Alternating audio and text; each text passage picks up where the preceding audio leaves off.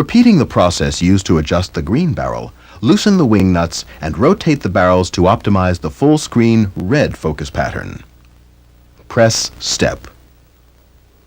And again, loosen the wing nuts and rotate the barrels to optimize the full screen blue focus pattern.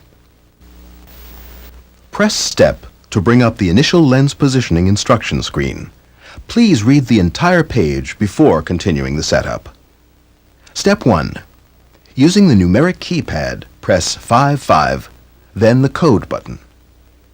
Note, this step is not required while we are in the guided registration program. Step 2. Loosen the 2 hex head screws located directly behind the red lens assembly on the black heatsink. Step 3. Carefully swing the lens CRT assembly in or out until the red vertical line exactly overlays the green vertical line. Concentrate on the center of the vertical lines. Press step for the alignment page. After completing the adjustment, press test for this instruction page. Step 4. Once the lens is in the proper position, tighten the 2 hex head screws. Step 5. The next alignment page is the red vertical shift, RVS. Using the arrow keys, adjust the red center horizontal line until it overlays the center horizontal line of the green image. Press step twice for the alignment page.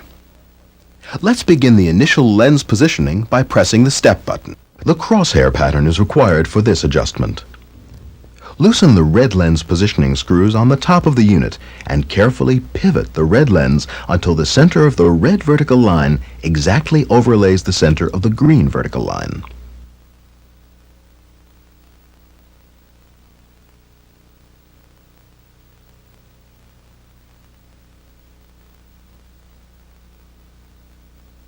Once the centers of the 2 vertical crosshairs are aligned, carefully tighten the red lens positioning screws with the hex screwdriver. Press step. Perform the initial static red alignment by using the up or down arrow keys to align the center red horizontal line until it exactly overlays the center horizontal line of the green image. Press step. Now, follow the on-screen instructions to focus the red lens as we did for the green. Step 1. Turn all 3 adjustment screws located in the upper left, lower left, and right corners of the lens bracket until snug. Then turn counterclockwise 3/4 of a turn. Step 2. Refocus the lens for optimum focus in the upper left corner of the projected image. Press step. Adjust the upper left lens adjustment screw to focus the lower left corner and readjust focus if necessary. Press step, and then adjust the lower right-hand screw to refine side-to-side focus. Repeat the lens barrel focus procedures if necessary. Press step to bring up the on-screen instructions for aligning the blue to the red. Press step again to bring up the crosshair pattern. Loosen the blue lens positioning screws on the top of the unit and carefully pivot the blue lens until the center of the blue vertical line exactly overlays the center of the red vertical line. Once the center 2 vertical crosshairs are aligned, carefully tighten the blue lens positioning screws with the hex screwdriver. Press step. Perform the initial static blue alignment by using the up or down arrow keys to align the center blue horizontal line until it exactly overlays the center horizontal line of red image. Press step. Now follow the on-screen instructions to focus the blue lens as we did for the red and the green. Step 1. Turn all 3 adjustment screws located in the upper left, lower left, and right corners of the lens bracket until snug, then turn counterclockwise 3/4 of a turn. Step 2. Refocus the lens for optimum focus in the upper left corner of the projected image. Press step. The next step involves the lens adjustment screws on the blue lens only. Adjust the upper left adjustment screw until the lower left corner of the image is focused. Repeat the barrel focus procedure if necessary at this time. Press step. And then adjust the lower right-hand screw to refine side-to-side focus. Repeat the lens barrel focus procedures if necessary. Press Step to bring up the instruction screen for lens final positioning. Starting again with the right to left vertical alignment step, continue pressing Step for each alignment screen and adjust as necessary to align the red lens to the green and the blue lens to the red. You have now completed lens focusing and positioning. Now that all three lenses have been focused and aligned, replace the cover carefully and secure it. The final segment of this video will cover dynamic registration of your channel.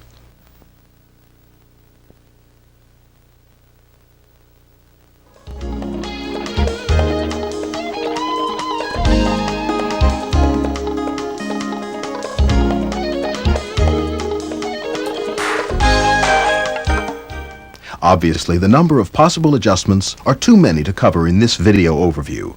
You should be familiar with many of them, and the guided setup procedure steps you through them.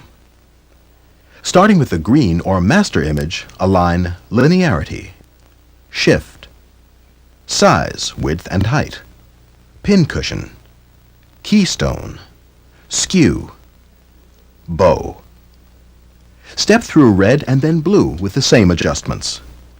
At the last blue function, the system will automatically enable channel frequency validation and write protection and switch to the system setup menu. Press the down arrow key to exit the help system.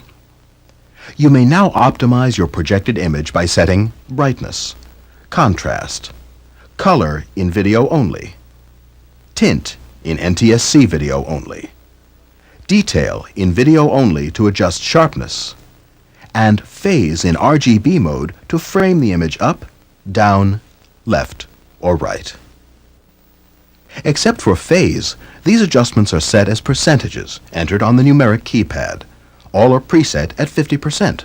You can adjust more or less by inputting numbers greater or less than 50%, or by using the arrow keys. When you have completed all of your adjustments, revalidate the channel registration by pressing 2-4 code. In addition to telling the system that you have completed the registration for that channel, it also activates the Write Protect command, so no one else accidentally changes your registration. Various sources, NTSC video, PCs, Macs, each have their own characteristics and requirements for video projection and can be assigned a channel. You'll remember that earlier in this video you assigned Channel 1 your NTSC video source. Channel registration allows you to preset every variable the system recognizes for every possible source you may use. We're talking about keystoning, skew, bowing, brightness, contrast, image size, everything. Your Esprit projector will support all types of sources, from low-resolution video to the very sharp graphics generated by today's powerful workstations. These differences in resolution and scanning frequencies mean that one setting does not fit all. But once you have a source in registration, you will seldom have to adjust it again. Channel registration. Okay, your Esprit system has memory to store dozens of different adjustments for 50 different sources. Most users require only a handful, but 50 are available if you need them. A channel represents one source. You assign a channel number to each source you intend to project. Direct video feed, video camera, VCR, PC, workstation, you name it. Rather, you number it, because once you have programmed channel registration, you never have to completely adjust it again. Furthermore, once you're satisfied with your adjustment, you can lock it in with write protection. This is a common problem area installers often overlook when they report problems in channel registration. 2